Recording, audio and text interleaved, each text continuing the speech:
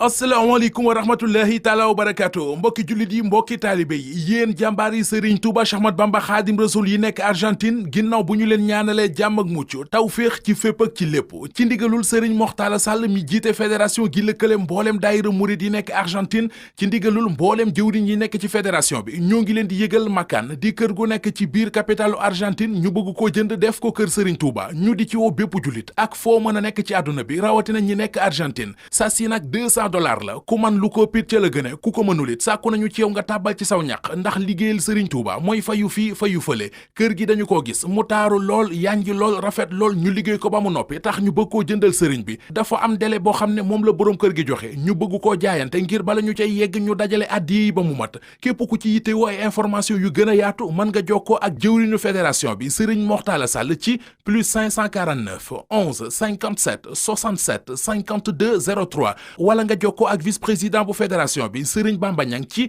plus 549 11 31 77 93 93 wala nga woo trésorier bi di Serigne Abdoulaye Ndiaye ci plus 549 11 62 27 45 03 kon nag mi ngi noonu toogaay amatul ndax Serigne Bamba mooy ki jara jëfal